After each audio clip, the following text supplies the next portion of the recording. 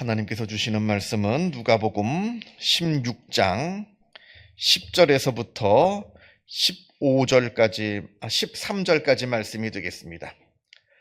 누가복음 16장 10절에서부터 13절.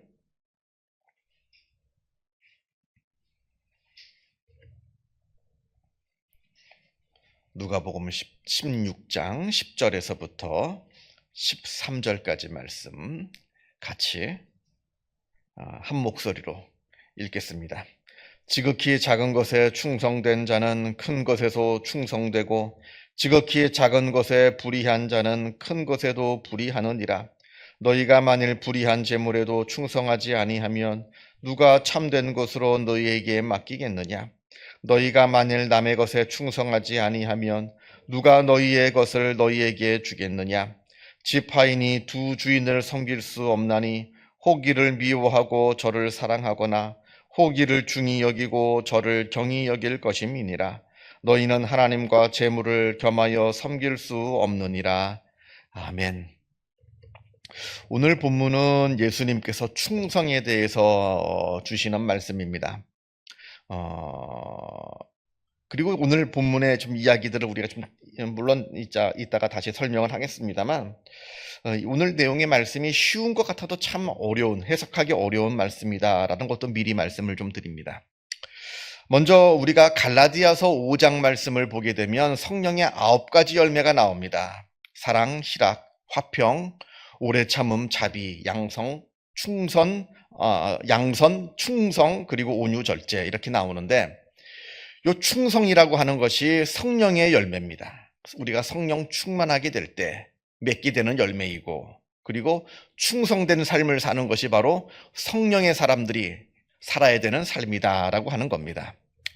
그런데 우리가 한 가지 더 기억했으면 좋을 것이, 우리가 신약 성경이 이제 헬라어로 쓰여져 있는데, 헬라어에서 충성이라고 하는 말과 믿음이라고 하는 말이 같은 말입니다. 둘 다 피스티스라고 하는 말인데, 그걸 우리가 경우에 따라서는 믿음이라고 번역하기도 하고 충성이라고 번역하기도 합니다. 어쨌든 그 말은 원래 한 말이에요.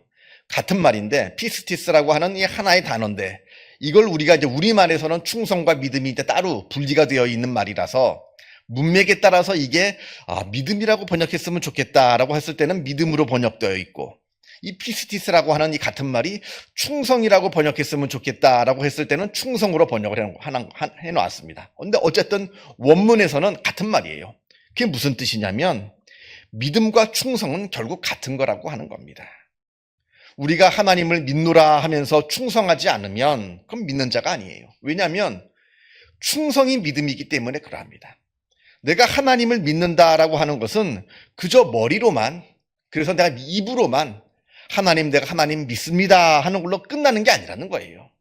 내가 하나님을 믿는다라고 할 때는 정말 내가 진실되게 믿는 자가 되기 위해서는 내가 하나님께 충성을 해야 내가 믿는 사람이 되는 겁니다.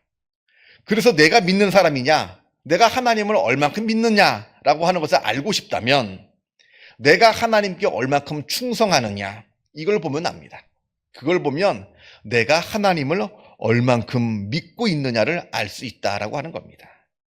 내가 하나님께 얼마나 헌신하고 있느냐, 내가 하나님을 얼마나 사랑하고 있느냐, 이걸 보면 내 믿음을 알 수가 있다는 겁니다. 이건 굉장히 중요한 이야기입니다. 왜냐하면 특별히 한국교회가 이 믿음을 잘못 오해하고 있습니다. 그냥 머리로만 하나님은 살아계십니다. 예수 그리스도를 믿으면 내가 구원받습니다. 그래서 내가 입으로 영접기도라고 하죠, 일명. 내가 예수님을 믿습니다. 이러면 다 끝나는 줄 알아요. 그게 아닙니다. 내 삶으로, 내 온 삶으로 내가 믿는 자라는 것을 증명해야 되는 거예요. 충성하고 헌신하는 것을 통해서. 이건 굉장히 중요한 내용이라는 것을 다시 말씀드립니다. 그러면서 10절 말씀을 보게 되면, 지극히 작은 것에 충성된 자는 큰 것에도 충성되고 지극히 작은 것에 불의한 자는 큰 것에도 불의하느니라, 이렇게 말씀합니다. 작은 것에 충성할 줄 알아야 된다는 이야기예요. 당연한 말씀이죠. 작은 일에 충성하지 않는 자가 어떻게 큰 일에 충성할 수가 있겠습니까? 하나님을 조금이라도 사랑할 줄 아는 사람이 나중에 큰 사랑을 하나님께 드릴 수 있는 것이지, 하나님을 조금도 사랑하지 않는 사람이 어떻게 큰 사랑을 하나님께 드릴 수가 있겠어요? 가끔가다 이런 사람들이 있습니다. 교회에서 만약에 봉사를 할 때 내게 맡겨진 일이 너무 작아요. 나는 그냥 직분도 큰 직분 받고 아주 중요한 일, 그리고 교회가 만약에 우리 교회는 뭐 작아서 뭐 그런 일은 없습니다만 큰 교회 같은 거 보면 예산이 많이 책정되어 있는 큰 부서, 그런데 가서 내가 봉사해야지 봉사하는 것 같지, 그냥 눈에도 잘 띄지 않는 일, 사람들이 알아주지도 않는 일, 그 부서에 내가 배속이 돼가지고 봉사하라고 그러면 아주 입이 이만큼 나옵니다. 그런 사람은 충성된 사람이 아니라는 거예요. 그 작은 일, 남이 알아주지 않는 일, 거기에서 내가 충성하고 헌신할 수 있어야 하나님께서 큰 일을 맡겨주시는 것이지, 작은 일이라고 내가 충성하지 못하고 큰 일이라고 내가 충성할 수 있다라고 말하는 사람은 참된 사람이, 믿음의 사람이 아니라고 하는 겁니다. 그래서 작은 일에 충성하는 사람이 큰 일에 충성하는 사람이고, 또 큰 일에 충성하는 사람을 보게 되면 그 사람은 다 처음에 시작할 때는 다 작은 일에서부터 시작하였다는 겁니다. 그래서 그 작은 일에 충성하는 것, 여기서부터 시작하는 것이 충성의 기본이다라고 하는 겁니다. 그래서 이제 우리가 하나님께 충성할 때 기본부터 시작해야 되는 거예요. 우리가 신앙에 있어서 기본적인 게 뭡니까? 신앙과 충성은 같은 거라고 말씀을 드렸습니다. 신앙의 가장 기본이 뭡니까? 예배죠, 예배. 내가 하나님께 예배드리지도 못하면서 나는 하나님을 믿는다. 다 거짓말입니다. 저는 그런 사람 말 믿지 않습니다. 예배를 드려야죠. 가장 기본적인 거 아니겠어요? 하나님께 예배드리지 못하는 자가 어떻게 하나님을 믿고 하나님께 충성하는 자가 되겠습니까? 믿는 자가 아니죠. 기본적인 거, 기도해야죠. 기도해야 됩니다. 내가 하나님께 기도하지 않으면서 내가 어떻게 하나님을 믿는 자다, 내가 하나님께 충성하는 자다, 이렇게 말할 수가 있는 겁니까? 말씀 읽어야죠. 말씀 읽어야 됩니다. 내가 하나님의 말씀을 알지도 못하면서 내가 하나님을 어떻게 믿는다고 하는 겁니까? 저는 물론 믿음을 처음 시작하는 사람들이야 성경 말씀을 잘 모르죠. 근데 내 믿음의 연수가 10년, 20년, 30년이 됐는데 성경을 처음부터 끝까지 한 번도 안 읽어본 사람, 저는 참 걱정이 돼요. 아니, 뭘 믿는 겁니까? 내 믿음의 내용, 내가 무엇을 믿어야 하는지가 성경에 나와 있는데 내가 성경을 몰라요. 내가 뭘 믿는지를 모르면서 믿는다고 해요. 그 믿는 게 아니죠. 요한복음 3장 16절, 예수 그리스도를 믿으면 구원받는다. 하나님이 세상을 이처럼 사랑하사 독생자를 주셨으니 누구든지 믿으면 구원을 얻게 된다. 이 말씀 한 구절, 이걸 내가 믿습니다. 물론 맞는 말이죠. 그러나 그 한 구절만이 하나님의 말씀이 아니라는 거예요. 그것 말고도 엄청나게 많은 믿음의 내용, 우리가 무엇을 믿어야 되는지 알아야 되는 내용들이 성경에는 가득 들어 있습니다. 그런데 내가 무엇을 믿어야 되는 줄도 모르면서 그냥 나는 하나님을 믿는다라고 하는 것은 미신이죠. 그럼 미신입니다. 그럼 참된 믿음이 아닙니다. 기본인 거예요. 성경 말씀을 읽는 것은. 또 그리고 여기에 한 가지 더 말씀드리는 것은 헌금입니다. 제가 늘 강조를 드립니다. 헌금은 교회 재정 문제가 아니에요. 이 헌금을 교회 재정 문제로 접근하게 되면 오해가 생깁니다. 헌금의 의미가 완전히 퇴색이 돼요. 헌금은 믿음의 문제이고 헌신의 문제입니다. 그 문제예요. 그래서 많은 이 한국 교회가 양극단으로 치우치고 있는 것이, 어떤 사람은 매 노상 헌금 얘기를 해요. 헌금 내라, 헌금 내라. 그러니까 사람들 마음이 상처를 받습니다. 교인들 마음이. 그러니까 또 어떤 목사님은 아예 헌금 얘기를 안 해요. 헌금이라고 하는 것은 내가 하나님께 충성할 수 있는 가장 좋은 방법 중에 하나인데 그걸 아예 원천적으로 막아버린다는 겁니다. 좋은 건 아니에요. 이 헌금이라고 하는 것은 우리 신앙에 있어서 굉장히 중요한 훈련이 되는 거예요. 왜냐하면 내 마음이 가는 곳에 재물이 갑니다. 내 재물이 가는 곳에 내 마음도 함께 갑니다. 보세요. 그 사람의 돈을, 재산을, 재물을 어떻게 어디에 사용하는가를 보면 그 사람이 어떤 사람인 줄 압니다. 내 마음은 항상 내 마음이 가는 곳에 재물이 가 있어요. 또 재물이 가는 곳에 내 마음이 항상 가긴 마련입니다. 그런 의미에서 헌금이라고 하는 것은 내 충성, 내 믿음을 성장시키는 데 있어서 굉장히 중요한 훈련입니다. 아무튼 작은 것, 예배, 기도, 말씀, 헌금, 이 작은 일에 내가 충성할 때에 큰 믿음의 사람이 되는 것이고 크게 충성할 수가 있는 것이다라고 하는 겁니다. 그래서 하나님께서도 작은 일에 충성하는 자에게 큰 것을 맡기신다 합니다. 하나님 나에게 복 주시옵소서 복 주시옵소서 빕니다만 그 복 받아서 뭐에 쓰게요? 하나님께서 기껏 복을 줬는데 그 복 가지고 엉뚱한 데 쓰고 잘못된 데 사용하면 주실 수가 없어요. 작은 일에 충성할 수 있는 사람에게 하나님께서 큰 것을 주십니다. 바르게 믿음 안에서 하나님께 충성하고 헌신하고 하나님을 바르게 사랑하고 바르게 믿음 생활하는 자에게 하나님께서 큰 것으로 베풀어 주신다라고 예수님께서 우리에게 분명하게 말씀하고 계신다라고 하는 겁니다. 그게 이제 10절의 내용이고요. 자, 이제 11절로 넘어갈 텐데 이 11절은 굉장히 어렵습니다. 도무지 이게 예수님께서 무슨 말씀을 하시는지 좀 뭐라고 그럴까요? 좀 파악이 안 돼요.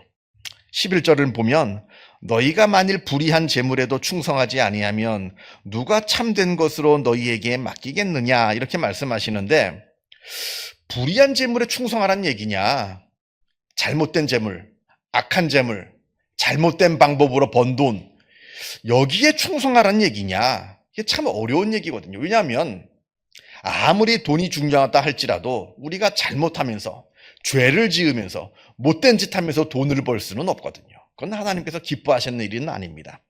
그래서 11절 말씀은 그런 뜻은 아닐 거예요. 우리가 못된 짓을 해서라도 돈을 벌어라, 그건 괜찮은 것이다, 이 뜻을 예수님께서 말씀하신다고 보진 않고요.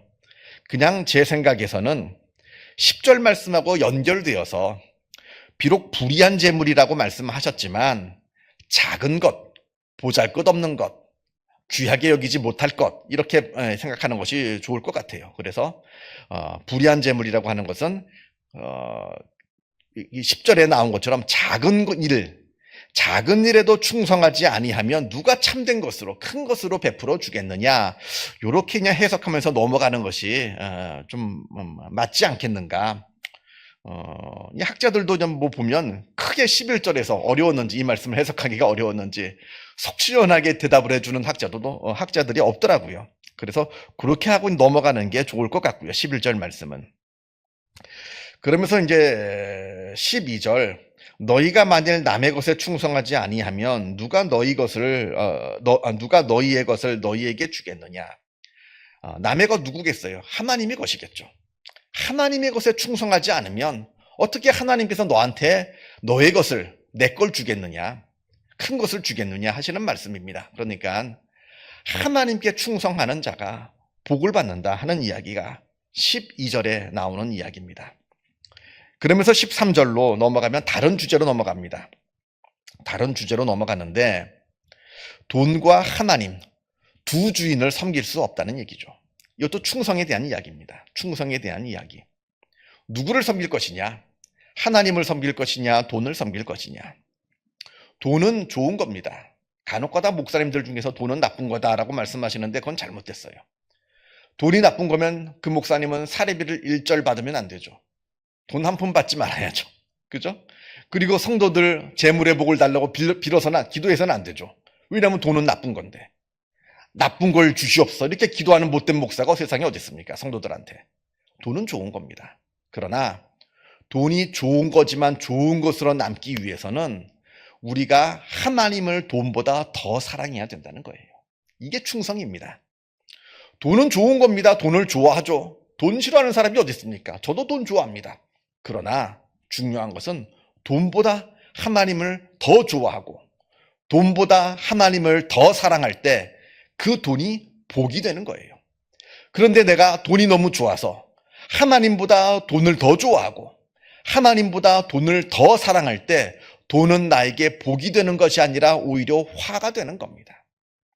이 이야기를 예수님께서 말씀하고 계시는 거예요. 하나님께서 우리에게 주시는 모든 복이 그러합니다. 꼭 복뿐만 아니라 모든 복이 그래요. 건강도 마찬가지입니다. 건강 소중하죠. 그러나 내 건강보다 하나님이 더 소중해야 내 건강이 복이 되는 겁니다. 내 자녀 소중하죠. 그러나 내 자녀, 내 손자, 손녀, 내 자녀들과 손자, 손녀가 물론 귀하고 소중하죠. 그러나 하나님이 더 귀해야 손자, 손녀들, 내 자녀들이 복 받는 겁니다. 이건 굉장히 중요한 영적인 원칙이에요. 돈을 사랑하지 말아라, 건강을 소중히 여기지 말아라, 자녀들을 소중히 여기지 말란 얘기가 아니라 돈을 좋아하고 내 건강을 소중히 여기고 내 자녀들, 손자, 손녀들 아주 사랑하고 소중히 여기지만 하나님을 그보다 더 소중히 여기고 더 많이 사랑해라. 이게 바로 믿음이고 이게 바로 충성이라고 하는 겁니다. 그때 하나님께서 나에게 베풀어 주신 것이 복이 되는 거예요. 그러나 그것 하나님을 더 사랑하지 아니하고 나에게 주어진 것들을 우리가 더 사랑하고 거기에 집착할 때 나에게 주어진 것은 복이 아니라 화가 된다는 겁니다. 이건 영적인 하나의 원칙인데 이것을 늘 기억하셔서 하나님을 더욱더 사랑하시고 하나님께 더욱더 충성하시고 하나님을 더욱더 바르게 믿는 주님의 귀한 믿음의 사람들이 되시기를 바랍니다. 기도하겠습니다. 하늘에 계신 우리 아버지, 아버지의 이름을 거룩하게 하시며 아버지의 나라가 오게 하시며 아버지의 뜻이 하늘에서와 같이 땅에서도 이루어지게 하소서. 오늘 우리에게 일용할 양식을 주시고 우리가 우리에게 잘못한 사람을 용서하여 준 것 같이 우리 죄를 용서하여 주시고 우리를 시험에 빠지지 않게 하시고 악에서 구하소서. 나라와 권능과 영광이 영원히 아버지의 것입니다. 아멘. 자유롭게 기도하시기 바랍니다.